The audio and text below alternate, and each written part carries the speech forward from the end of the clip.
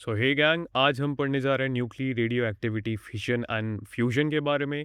सो ये भी थोड़ा इजी चैप्टर है। इस चैप्टर से पेपर में जो आता है वो मोस्टली लाइक ट्रू और फॉल्स में आएगा, ठीक है। और उनमें से तीन ऐसे हैं जिनका आंसर फॉल्स ही होता है, ठीक है। तो इनको लोग गलत कर देंगे, बट आप नहीं करोगे क्योंकि आप यहाँ पे लेक्चर ले रहे हो। सो मैं तुम्हें तीनों को अभी बता दूंगा और फिर समझाऊंगा कि फॉल्स है क्यों, ठीक है। और एक दो मार्क्स के जो सवाल है, ये 2 लाइन के आंसर है ज़्यादा ज़्यादा। 4 मार्क्स टोटल तुम्हें यहाँ से मिलेंगे। मैक्स टू मैक्स 16 मिनट लगेंगे। चलो एक बार रोड मैप देख लेते हैं कि रोड मैप क्या होने वाला है आज का। पहले तो हम पढ़ेंगे कि न्यूक्लियस का साइज़ क्या होता है ना? न्यूक्लियस के साइज़ को देखेंगे। उसके बाद हम पढ़ेंगे कि मास, डिफेक्ट और बाइंडिंग एनर्जी क्या होती है ना? उसके बाद हम पढ़ेंगे अल्फ़ा, बीटा, गामा, जो भी हमारी मम्मी-पापा बोलते थे कि अल्फ़ा, बीटा, गामा के बारे में हमने मैथ्स में भी पढ़ा है, तो इसको भी देखेंगे क्योंकि ये ट्रू फॉल्स का काफ़ी फेवरेट क्वेश्चन है, ठीक है? ये पेपर में आएगा। एंड उसके बाद डीके लॉ और हाफ लाइफ क्या होती है, ये भी हम देखेंगे। उसके बाद जो सबसे इम्पोर्टेंट है इस चैप्टर के अंदर specifically, which is fission and fusion क्या होते हैं, उसके बीच का क्या डिफरेंस है, ये हम पढ़ेंगे सबसे पहले। तो उसके बाद अभी स्टार्ट करते हैं हम समझना साइज ऑफ द न्यूक्लियस क्या होता है, कि मतलब what is the real size of the nucleus. तो हमने पिछली वीडियो में न्यूक्लियस का इंट्रोडक्शन कर दिया था, बट अब न्यूक्लियस को थोड़ा समझते हैं कि कैसे काम कर रही हैं चीज़ें, राइट। तो न्यूक्लियस का रेडियस निकालने का एक फॉर्मूला होता है, which is R equals R0 into a की पावर 1/3, ठीक है। ए है हमारा मास नंबर, मतलब न्यूक्लियस में कितने प्रोटॉन्स और न्यूट्रॉन्स हैं। और 1/3 पावर का मतलब है क्यूब रूट, मतलब समझ रहे हो, 1/3 का मतलब क्यूब रूट है। तो इस फॉर्मूला को शब्दों में अगर हम समझे तो न्यूक्लियस का रेडियस मास नंबर के क्यूब रूट के प्रोपोर्शनल होता है। अगर तुम्हें लाइक फार्मूला नहीं लिखने का मन हो तो तुम ये लिख दो कि न्यूक्लियस के रेडियस मास नंबर के क्यूब रूट के प्रोपोर्शनल है, तभी वो हमने 1/3 लिख रखा है क्यूब लिखने की जगह, ठीक है। तो ये भी याद रखना। एंड उसके बाद हम समझे अगर एग्जाम के पॉइंट ऑफ व्यू से, the radius R of a nucleus is proportional to the cube root of its mass number. ये तुम लिख सकते हो। इज इट ट्रू और false? This is true, yes. और ये ट्रू फॉल्स में भी आएगा तो इसका आंसर ट्रू हो जाएगा, बाकी तीनों फॉल्स होंगे। वो आगे आ रहे हैं, बाकी के कौन से तीनों की बात करने वाला हूँ मैं। अब स्टार्ट करते हैं, समझते हैं कि mass defect and binding energy क्या होती है। अब एक अजीब बात, अगर तुम न्यूक्लियस के सारे प्रोटॉन्स और न्यूट्रॉन्स का वेट अलग अलग नापो और जोड़ो, तो वो टोटल न्यूक्लियस के एक्चुअल वेट से ज़्यादा आता है, ठीक है। कुछ मास गायब है, उस गायब मास को बोलते हैं हम मास डिफेक्ट। बट वो मास गया कहाँ? वो बन गया एनर्जी, वो एनर्जी में बन गया। और वही एनर्जी न्यूक्लियस को जोड़े रखती है, ठीक है।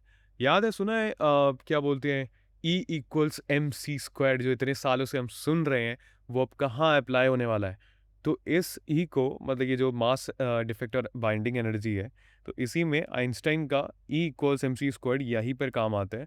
गायब मास इंटू सी स्क्वायर्ड इक्वल्स बाइंडिंग एनर्जी। ये बाइंडिंग एनर्जी ही है अपना E = mc²।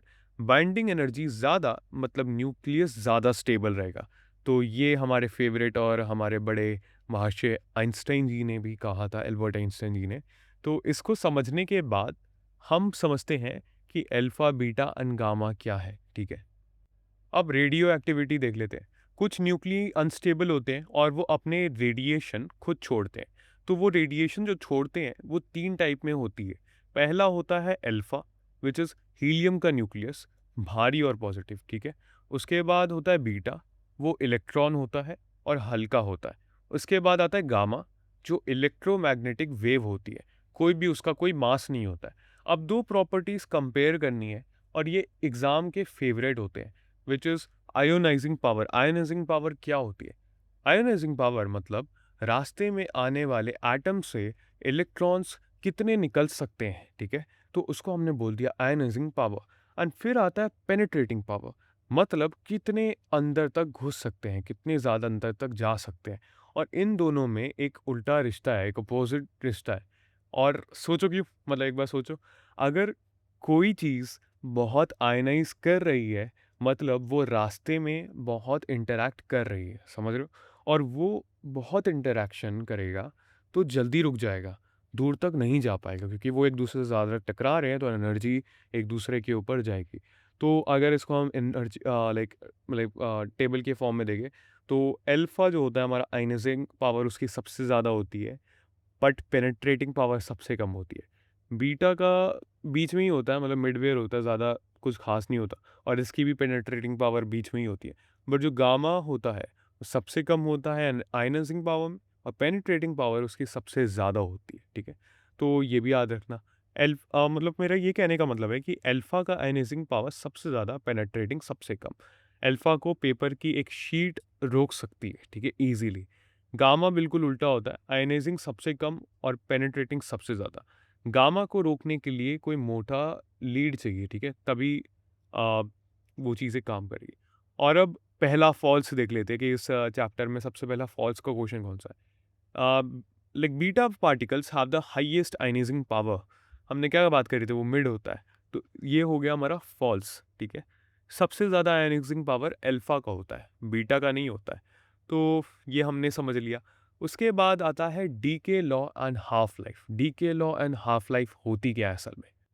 Radio active nuclei time के साथ कम होते जाते हैं, लेकिन एक फिक्स्ड रेट से नहीं रहते। तो एक्सपोनेंशियली रहते हैं वो, समझ रहे हो? मतलब n equals N zero e to the power minus lambda t. Lambda है यहाँ पे डीके कांस्टेंट। और हाफ लाइफ वो होती है जो टाइम जिसमें आधे न्यूक्लिय डीके हो जाते हैं, 0.693 अपॉन लेमडा, ठीक है? एक बात यहाँ पे समझने वाली है कि हाफ लाइफ का मतलब ये नहीं होता कि दो हाफ लाइफ में सब खत्म हो जाएंगे। मतलब समझ रहे हो कि दो लाइफ में सब खत्म नहीं हो जाएंगे। पहली हाफ लाइफ में आधा बचा और दूसरी में आधे का भी आधा बचा, मतलब एक चौथाई। तीसरी में एक अट्ठावन, समझ रहे हो? तो ये भी होता है, कभी ज़ीरो नहीं होएगा, बस आधे का आधा होते जाएगा, ठीक है? तो ये हमारा decay law and half life says मतलब यही कहता है। उसके बाद कोई भी कॉम्प्लेक्स चीज़ नहीं है, मेन चीज़ जो आ जाती है पूरे चैप्टर की, which is fission and fusion. So अब 2 मार्क्स का सवाल है, फिजन और फ्यूजन। और नाम से ही याद रखना, फिजन मतलब तोड़ना होता है, एक भारी न्यूक्लियस टूटा, और फ्यूजन मतलब जोड़ना होता है, दो हल्के न्यूक्लियस जुड़ सकते हैं, ठीक है? तो ये याद रखना। अब फिजन देखते हैं। एक न्यूट्रॉन यूरेनियम का न्यूक्लियस का टकराता है, मतलब समझ रहे हो, एक न्यूट्रॉन जो है वो यूरेनियम के न्यूक्लियस से टकरा गया, न्यूक्लियस टूट जाता है और दो तीन और न्यूट्रॉन्स निकल जाते हैं उसमें से। वो न्यूट्रॉन्स और न्यूक्ली को तोड़ते हैं और वो और ज़्यादा न्यूक्ली छोड़ते हैं। इसी को बोलते हैं चेन रिएक्शन, जो हमारे न्यूक्लियर बॉम्ब्स के अंदर होता है। न्यूक्लियर रिएक्टर में इसी चेन रिएक्शन को कंट्रोल करके एनर्जी बनाते हैं। अब फ्यूजन को समझते हैं कि फ्यूजन क्या होता है। और ये वो 2 मार्क्स का सवाल है कि what is nuclear fusion? Write an equation, इसकी इक्वेशन लिखो। तो ये इस टाइप के क्वेश्चन आ जाएगा। सो इसको समझने के लिए एग्ज़ाम के पॉइंट ऑफ व्यू से तो इसका आंसर सीधा है कि न्यूक्लियर फिशन वो प्रोसेस जिसमें दो हल्के न्यूक्ली जैसे हाइड्रोजन जुड़कर एक भारी न्यूक्लियस जैसे हीलियम बना देते हैं और एक न्यूट्रॉन निकलता है। इसी प्रोसेस में बहुत ज़्यादा एनर्जी रिलीज होती है। जैसे हमने एच प्लस एच, इसमें 2 से 1 लेके 2 से 1 इक्वल्स 3 से 2 हीलियम बना, साथ में कुछ एनर्जी निकली, साथ में कुछ एन नंबर ऑफ वो निकल गया। तो डेफिनेशन एक लाइन की है, इक्वेशन एक लाइन की है, बट मार्क्स तुम्हें 2 मिलेंगे, ठीक है? सो इक्वेशन लिखना ज़रूरी है। सिर्फ डेफिनेशन लिखने से मार्क्स आधा रह जाएगा, क्योंकि क्वेश्चन में पूछा, और अगर क्वेश्चन में नहीं भी पूछा होगा फिर भी लिखना, क्योंकि अब ये इससे अब हमें समझ जाते हैं कि दूसरा और तीसरा फॉल्स देख लेते हैं क्वेश्चन किस टाइप के आएंगे, ठीक है?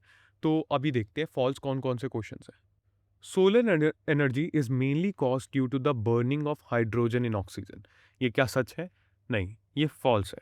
सूरज में फ्यूजन हो रही होती है, ठीक है? हाइड्रोजन के हाइड्रोजन के न्यूक्लियस जोड़कर हीलियम बनते हैं। ये जलना नहीं है, ये सूरज में ऑक्सीजन है ही नहीं, इसीलिए ये हीलियम बन रहा है, ठीक है? तो सूरज जल नहीं रहा है। जलना एक केमिकल रिएक्शन होता है जिसके लिए ऑक्सीजन चाहिए होती है। सूरज में ऑक्सीजन है ही नहीं, तो सूरज में फ्यूजन हो रही है, हाइड्रोजन के न्यूक्ली जुड़कर हीलियम बन रहे हैं, ठीक है? ये न्यूक्लियर प्रोसेस होता है जो केमिकल नहीं। और दूसरा और तीसरा फॉल्स तुमने पिछली वीडियो में देख लिया था ऑलरेडी। जैसे पाशन सीरीज याद है, तो पाशन सीरीज यूवी में है, ऐसा फॉल्स है, ठीक है? ये दिस इज फॉल्स। वो इंफ्रारेड में होते हैं, और वो भी ट्रू फॉल्स क्वेश्चन के बेसिस में आ जाते हैं, मतलब वो ट्रू फॉल्स के बेसिस में आते हैं, ठीक है? तो ये भी याद रखना। अब एग्ज़ाम के सेक्शन को देखते हैं कि किस टाइप के क्वेश्चन आएँगे। तो पहला क्वेश्चन आ सकता है व्हिच इज़ 2 मार्क्स का, what is nuclear fusion? Write an equation of nuclear fusion to support your answer, ठीक है? तो इसमें कुछ नहीं, तुम डेफिनेशन लिख देना, साथ में इसकी इक्वेशन लिख देना, क्योंकि ये दोनों ही ज़रूरी है, ठीक है? तो उसके बाद कुछ ट्रू फॉल्स के बेसिस पे क्वेश्चन आ सकते हैं, जो इसमें से तुम कोई भी 2 अटेम्प्ट करना, ज़्यादा सारे के सारे चारों क्वेश्चन करने की ज़रूरत नहीं है, व्हिच इज़ कहेगा कि beta particles have the highest ionising power. तो सीधी बात है, अल्फा का सबसे ज़्यादा होता है, तो ये फॉल्स हो गया। उसके बाद second question, solar energy is due to burning of hydrogen in oxygen. भाई ऑक्सीजन होता ही नहीं है तो कैसे जलेगा? तो फॉल्स है, उसमें फ्यूजन है, उसमें जल नहीं रहा है, ठीक है? तो फिर तीसरा question, Paschen series of hydrogen lies in UV region. पिछली वीडियो में देख चुके हैं, यूवी में नहीं होता, इंफ्रारेड में होता है। तो this is false also, but the radius R of a nuclear is proportional to cube root of mass number. This is true, इसको याद रखना, थोड़ा भी ट्विस्ट कर देंगे तो फॉल्स हो जाएगा। Is the radius R of nucleus is proportional to cube root of mass number. This is true, ठीक है? देखो 4 स्टेटमेंट्स है, 3 फॉल्स है इसमें और एक ट्रू है। और याद रखना इस क्वेश्चन में लिखा होता है अटेम्प्ट एनी 2 ऑफ 4, ठीक है? मतलब तुम्हें चारों नहीं करने हैं, कोई भी 2 करने हैं, ठीक है? तो वो दोनों चुनो जिनमें तुम श्योर हो काफ़ी। और अब तुम्हें चारों पता है तो कोई भी 2 कर सकते हो। और चारों मत करना, फालतू में टाइम भी बेकार जाएगा और एग्जामिनर अक्सर पहले 2 ही चेक करेंगे, ठीक है? तो कोई फ़ायदा नहीं है तुम्हारी मेहनत वेस्ट करने का। अब इस वीडियो में क्या हमने पढ़ लिया है उसको रिकैप कर लेते हैं। सो हमने फार्मूला देख लिया, R equals R naught A की पावर 1/क्यूब हो गई, 1/3 हो गई, जो हमारा प्रोपोर्शनल वाले चीज़ है, जो हमारा ट्रू था, remember? So cube root of mass number जो हमारा ट्रू था। उसके बाद हम सेकंड चीज़ पढ़ी, मास डिफेक्ट अगर है तो मास डिफेक्ट हमारी बाइंडिंग एनर्जी की वजह से होती है, जो हमारे आइंस्टाइन ने दी थी, E equals M C squared. फिर हमें पता है अल्फा क्या होता है, अल्फा आयनाइजिंग होता है जो सबसे ज़्यादा होता है, ठीक है? पेनेट्रेटिंग सबसे कम होता है। और गामा इसका बिल्कुल उल्टा होता है, किसका? अल्फा का, ठीक है? उसमें आयनाइजिंग सबसे कम होता है और पेनिट्रेटिंग सबसे ज़्यादा होता है, ठीक है? उसके बाद beta has the highest ionising power. तो ये तो एकदम फॉल्स हो गया, क्योंकि अभी हमने जस्ट पढ़ा है ना, बीटा तो मिड होता है, बीटा तो बीच का बिच्छू है, तो वो कैसे हो सकता है? उसके बाद एन इक्वल्स एन ई के लेमडा टी, ठीक है? तो टी हाफ हो गया। टी हाफ की क्या हमने देखी? 0.693 बाय लेमडा। तो ये भी याद रखना, एक छोटी सी फॉर्मूला है, ज़्यादा कुछ दिमाग दौड़ाने वाली चीज़ है नहीं। उसके बाद हमने समझ लिया फिशन क्या होता है। फिशन का मतलब तोड़ना होता है, मतलब चेन रिएक्शन हो गया, रिएक्टर्स में होता है। न्यूक्लियर वॉर्स में जो न्यूक्लियर बॉम्ब्स बनते हैं, उसके अंदर जो चेन रिएक्शन होता है उसकी वजह से इतना बड़ा ब्लास्ट होता है, तो इसी को फिशन कहते हैं। फिर फ्यूजन क्या होता है? फ्यूजन मतलब जोड़ना होता है, ठीक है? तो यही चीज़ हो गई। फिर हमने एक क्वेश्चन देखी जो इंपॉर्टेंट है थोड़ी, विच इज़ H2 से लेके H1 तक प्लस H2 से लेके H1 तक हमारा हीलियम बनाएगा, जिसमें N निकलेगा, साथ में एनर्जी कुछ निकलेगी, ठीक है? तो ये भी याद रखना। उसके बाद 10th जो चीज़ हमने पढ़ी which is solar energy. Hydrogen जो है वो बर्न करता है, मतलब हाइड्रोजन जो है वो बर्न करता है क्योंकि ऑक्सीजन होता है। तो सीधी बात है, लाइक हमारे वैक्यूम में, हमारे स्पेस में ऑक्सीजन होता ही नहीं है, तो वो बर्न कैसे करेगा? तो वहाँ पे फिशन, वहाँ पे अपना वो हो रहा है, अपनी एनर्जी हीलियम में हो रही है, समझ रहे हो? तो फिर वो वाली चीज़ है। अब ये 10 लाइन की जो चीज़ें हमने पढ़ी है, 4 मार्क्स तुम्हें दे रहे हैं। फिर से वही ब्लैंक पेज, 5 मिनट और फ्यूजन के एक क्वेश्चन को लिख के देखो, मास नंबर और एटॉमिक नंबर के साथ में, ठीक है? वो छोटे नंबर्स ही मार्क्स तुम्हें दिलाएँगे। अगली वीडियो में सबसे छोटी, मतलब अगली वीडियो जो हम पढ़ने वाले हैं बहुत छोटी है वो, 15 मिनट की मैक्स टू मैक्स, ज़्यादा से ज़्यादा, और उसमें कोई भी ज़्यादा एनिमेशन आई डोंट नो होगी। तो मिलते हैं, best of luck, take care, I hope तुम्हें समझ में आया हो। तो चलो नेक्स्ट लेक्चर में मिलते हैं।